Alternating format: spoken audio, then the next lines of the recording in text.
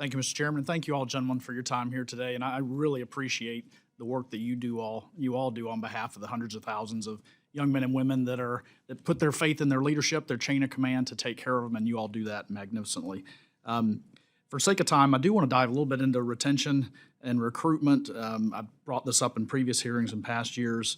The Army and the Marines, both of our sergeant majors addressed it. So just for sake of time, I'll limit to you two. But Sergeant Major Ruiz, Marine Corps, it looks like everything is going very well from what you were just sharing there, but you exceeded your 2024 goals and retention, which, as we know, retention is just as important as bringing them in. If we can't keep them, then we're going to have problems down the line. And then so far through fiscal year 25, you're at 98% of first-term retention and 108 in subsequent. So sounds like you've got everything going well. If there's more to that, I'd love to come back and hear what still may concern you. But Sergeant Major Weimer, I want to dive a little bit more into your testimony. You had shared that you had a goal for fiscal year 24 of 55,000. You all finished the year at 55,150. So you squeaked that one over the goal line, which sounds good.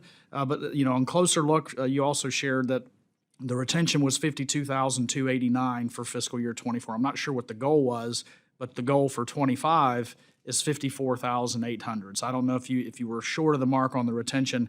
But, there was a military.com article last month, and I understand it's the press, and trust me, there's a lot of things that the press doesn't always get right, and I see it day to day, but I want to share a little of that and just kind of get your comment on it. The article was titled, "The Army is Losing 1/4 of Soldiers in the First 2 Years of Enlistment." So pretty big drop-off after we get them in the door. They further unpack that, and there's conversation about the pool of eligible recruits out there. We get that. We've had these conversations here before. Only 23% of 17 to 24-year-olds are eligible to serve in our military. Only 8% are eligible for a clean enlistment. That scares the heck out of me, that 92% of kids in America couldn't serve in the military even if they wanted to. But within the Army last year, waivers doubled from 8,400 in 2022 to 17,900 last year, so more than double the waivers. Most of those were medical waivers. I'd be interested to hear your thoughts on that. Were these fitness standards? Was it obesity? Or there are other underlying conditions? I know that there's a greater ability to find out a recruit's medical history now coming in that we may not have had before. If they'd lied to you before, that you weren't going to find out until it manifested. But concerning to me, last year there were 1,045 that were recruited, that were brought in with misdemeanor waivers. But worse than that, 401 with felony convictions, which was 4 times the amount from 2022. I do appreciate that none of those were for sexual violence, but one question I'm curious, what kind of convicted felons are we allowing in? And how do you explain that to moms and dads whose sons and daughters are going off to know they're going to be sharing the bunks with convicted felons? That's kind of not what we promise in the recruiting commercials. But how do we make the argument that we're not lowering standards if we barely squeak by the goal and we see the number of people who haven't traditionally met the standards, or bringing in criminals? So I'll stop there and give you a chance to unpack that a little bit for me. Thank you, Congressman, for that. There's a lot there. I'll try to touch on a little bit of all of it. We met our goal last year. We absolutely did. Future Soldier Prep was an important part of that. But not everybody that goes to Future Soldier Prep passes Future Soldier Prep. I think it's important to understand the standard hasn't changed. Future Soldier Prep gives our sons and daughters, I have to be careful how I say that, it's our sons and daughters, an opportunity to potentially serve, because based off of blame COVID, blame something, they just didn't have the propensity that we've had in the past. I don't want to be too accusative there to our sons and daughters, but that has been incredibly successful. But they don't all make it out of Future Soldier Prep. But we do invest in them and then send them home. To the felony comment, because I want to make sure I don't run out of time on that one, I'll take that one for the record, because that one's new to me.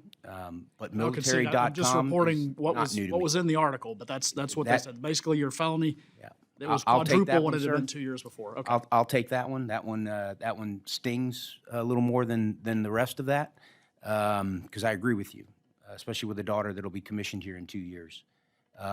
This year's mission, just as U.S. Army Recruiting Command says, we're crushing this year. We raised it to 61,000, and we are exceeding where we were last year, on goal to surpass our recruiting mission of 61, with potentially one of the largest depths, delayed entry, just like my Air Force teammate down here, one of the largest delayed entries we've seen in decades. So recruiting's going really well right now. I'll finish with retention. Retention is not about contracts. For us in the Army, we met our retention goal of over 114% last year. We don't set 100% of retention as a goal for us. We set a very specific mission and then evaluate ourselves. Not all soldiers are going to make it through their first term. That is just statistically factual, decades of data. I've been to captain's mast enough with young sailors to know that too. So yes, and it's okay. It's not always UCMJ that gets young troopers either. Sometimes it's just the lifestyle in the military is just not for them. We help them transition out. But I will say the first and second year comments in that article, the statistics are no different than anything we've seen in the past. Okay. So it is not a future soldier prep new data point seeing first-time soldiers fail at a higher rate. All right, I appreciate that. And for all of you, if as we see these retention or the recruitment numbers going up, let's do make sure that if there have been places like high school education, other things where we've made concessions in the past, we know historically that doesn't work well in the long run. I'd love to see us tighten those standards back up again. Thank you, Mr. Chairman. I yield back.